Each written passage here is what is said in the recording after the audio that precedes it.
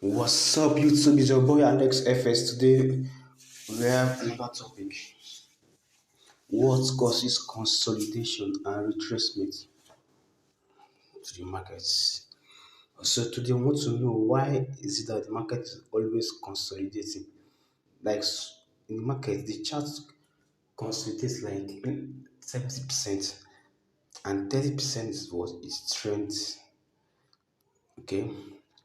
I think it's fair to say that most forex traders don't really spend that much time studying consolidations and retracements, mainly due to the belief that they are simply just things which happen during a trend. In my opinion, this is a mistake because risk consolidations and retracements may not seem like the most interesting or informative things to study.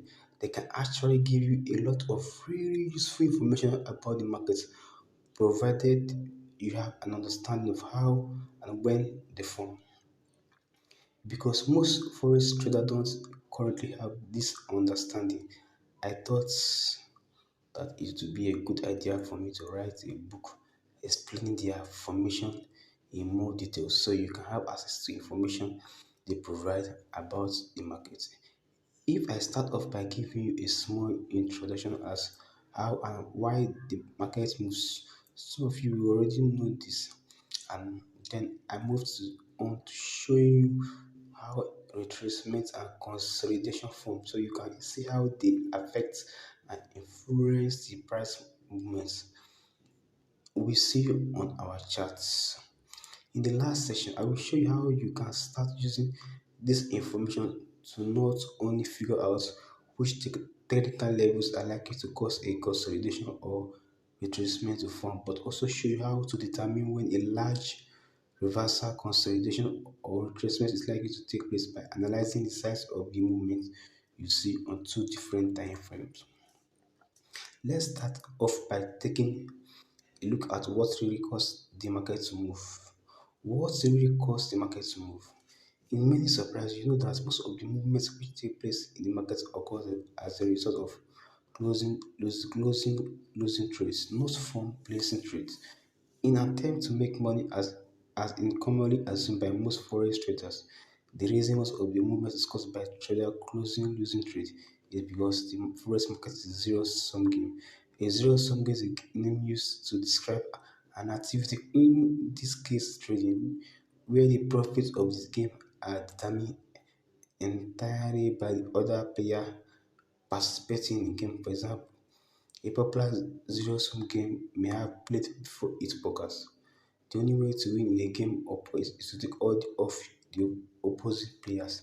The amount of money you can potentially make in the game is determined solely by the amount the other player have set to play with. The forex market work is exactly the same way. The amount of money you can make each day trading forex is limited by the size and the number of people who decide to place a trade. If every forex trader in the world got up tomorrow and decided not to place a trade, it will be impossible for us or any else to make money, as no one has put any money at risk by getting a trade placed. This brings us onto a really important point. The only time there is an opportunity to make money in the market is after people have decided to get trade placed. The more people who open trades, then the large the amount of money there will be made by making them lose. Of course, the question is how is now the question is how do you actually make trade lose money on their trade? The answer is you don't, or I should say you can't. You see, all retail traders do not trade at a level where we can affect the market price. So it's not possible for us to make the market move against traders. So we have got trades placed to make them lose money. The only people who do are the banks traders, as the size of the trades they can place in the market are much bigger than us, and these stocks can easily cause the price move up and down because the traders can only make money by making other traders lose money. It means study how they manipulate the market to make others lose. It can give you a better understanding of how and when reversals, retracement, and consolidation are likely to take place.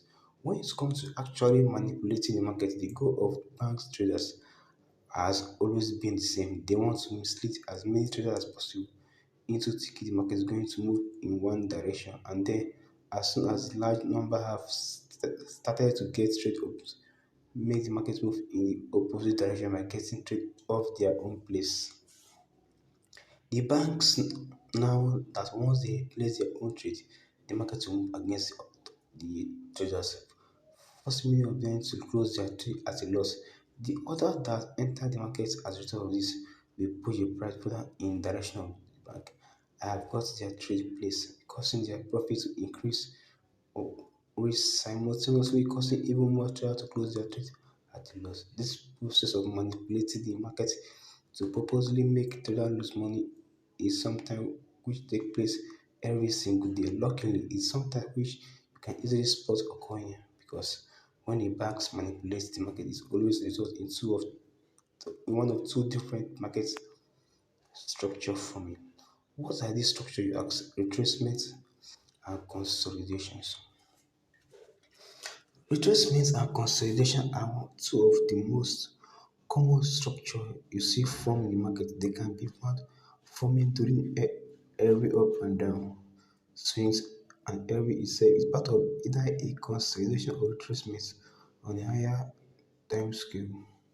Most people think that retracements and consolidation are simply just things which happen during a weak trend, but they're actually structures created by banks traders taking profit of their trade as a means to make traders place trades in the opposite direction to which they want the market to move in. Even though both consolidation and retracement are created by the same action, the banks taking profit of their trade.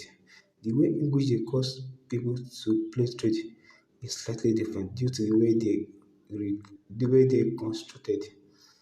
A retracement pushed the market against the current trend, causing people to place trade because they think a reversal is taking place. A consolidation caused the market to move sideways instead of allowing it to continue moving in the direction of the trend, misleading traders into placing trade under the impression a reversal is taking place. So, despite the fact that both cause the market to completely different things, you can see that retracements and consolidation actually have the same effects upon traders when they form. Though they have the same effects, the point where the trader gets their trade place during the time each structure is formed is different. Knowing when these points are important because the only way to catch when it's a consolidation or retracement like it take place in the market is by having an idea of when two traders who have got trader place during the previous consolidation of or retracement close their trade at a loss. In the next session, I'm going to give a step by step walkthrough of how retracements and consolidation form in the market. So you can see where retail traders get their trades placed during the time each respective structure is formed and when they close their trade at a loss. To give you an idea of when and where the next consolidation or retracement is going to form, we start by looking at how retracements form because they are slightly easier to understand than consolidation.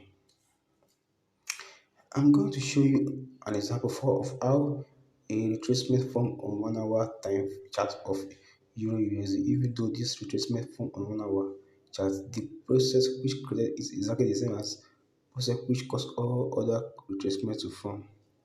The only difference between the retracements you see here and other retracements in the market is the way the retracement is constructed is slightly different to the way other retracements are constructed.